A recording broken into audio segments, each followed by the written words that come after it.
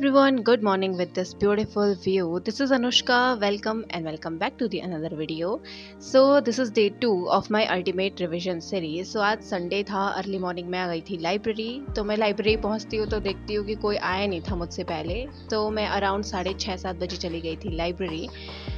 Library जाते ही सबसे पहला टास्क मेरा होता है न्यूज़पेपर रीड करना, जिसमें मैं 1 से 2 आर्टिकल उठाती हूँ और उनको रीड करना स्टार्ट कर देती हूँ. एंड जो वोकेबुलरी मेरे समझ में नहीं आती है, जो वर्ड्स मुझे समझ नहीं आते, उनको एक सेपरेटली लिख लेती हूँ. मैंने सबसे पहले रीड करना स्टार्ट किया न्यूज़पेपर.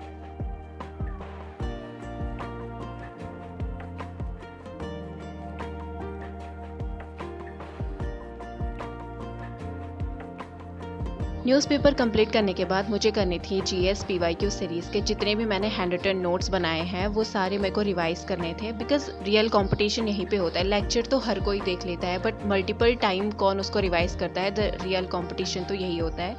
एंड जो गलतियाँ मैंने पिछले साल करी हैं कम रिविज़न करके, वो मैं इस साल नहीं करना चाहती हूँ. एंड आई डोंट नो ये मेरे साथ होता है या आप लोगों के साथ भी होता है. जब भी मैं अपने दिन की शुरुआत GS से करती हूँ या फिर रिविज़न से करती हूँ या फिर परमार सर के कोई लेक्चर से करती हूँ, आई डोंट नो मोमेंटम बहुत अच्छा बन जाता है. उसके बाद मतलब मन करता है बस पढ़ते जाओ एंड पता ही नहीं लगता कि 4-5 घंटे कब हो गए कंटिन्यूअसली पढ़ते पढ़ते. मोमेंटम काफ़ी अच्छा बन जाता है GS पढ़ने के बाद.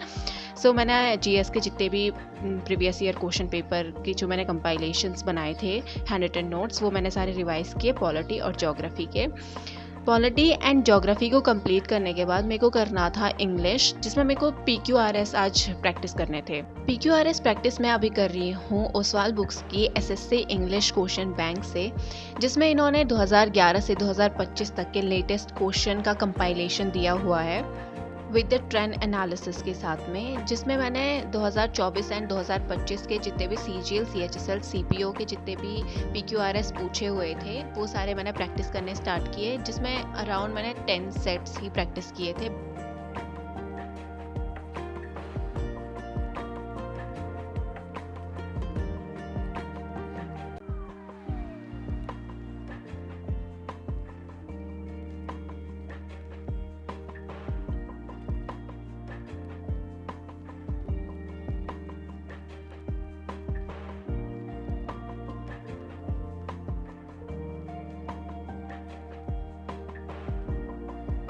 PQRS प्रैक्टिस करने के बाद मेरे को वोकैब में करनी थी फ्रेजल वर्ब. बिकॉज आप लोगों ने नोटिस किया होगा कि मॉक टेस्ट में 1-2 क्वेश्चन आ रहे हैं फ्रेजल वर्ब से.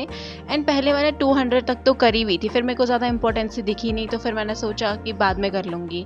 फिर अभी मैं आज संडे है तो मैंने सोचा आज फ्रेजल वर्ब ही कंप्लीट कर लेती हूँ. तो मैंने 200 से आगे फ्रेजल वर्ब करनी स्टार्ट करी.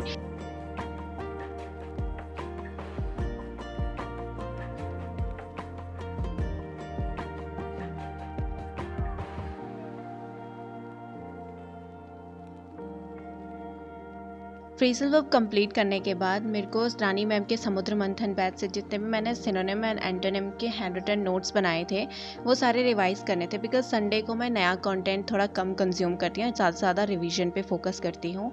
एंड इवनिंग टाइम में मैं चली गई थी एक छोटा सा ब्रेक लेने के लिए. एंड ब्रेक लेने के बाद मैंने डिसाइड किया था कि मैं इसके बाद एक मॉक टेस्ट दूँगी. तो मैंने एक टेस्ट दिया जिसमें मेरे 94.5 मार्क्स आए हैं. मतलब 15 मिनट के सेगमेंट में मेरे को जो हालत ख़राब हो रही है, मतलब मैं जल्दी जल्दी करने के चक्कर में मेरे सारे क्वेश्चंस रॉन्ग जा रहे थे. एंड आई डोंट नो मैं कब तक इसको मैनेज कर पाऊँगी.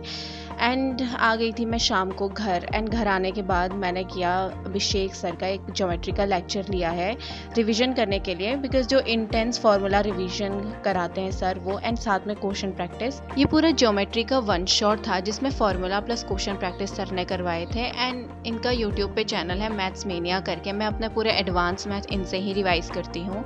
ये अराउंड 3.5 घंटे का लेक्चर था. एंड मैं लिटरली इसको 5 बजे करने बैठी थी एंड 9 बजे मैं करके उठी हूँ. फिर भी ये कंप्लीट नहीं हुआ है मुझसे. आई थिंक 2-2.5 घंटे ही मैं कर पाई हूँ इसको. उसके बाद मैंने सारी चीज़ें रिकॉल करनी स्टार्ट करी, किस टाइप के फॉर्मूले से किस टाइप के क्वेश्चन सॉल्व होंगे. सर ने जितने क्वेश्चन करवाए थे मैंने डबल क्रॉस करके दोबारा से सॉल्व करे हैं. आज का दिन मैंने पूरा प्रोडक्टिव बनाने की कोशिश करी है. ज़्यादा से ज़्यादा चीज़ें मैंने रिवाइज़ करने की कोशिश करी है. हाँ, आज मैंने रीजनिंग नहीं करी है बिकॉज रीजनिंग के मैं सिर्फ सेक्शनल मॉक टेस्ट देती हूँ, हर दिन ही देती हूँ मैं. आज संडे को नहीं दिए थे मैंने. So yeah, that's it for today's video. I hope you guys like it. See you in the next one. Till then, keep watching, keep loving, keep supporting. Bye bye.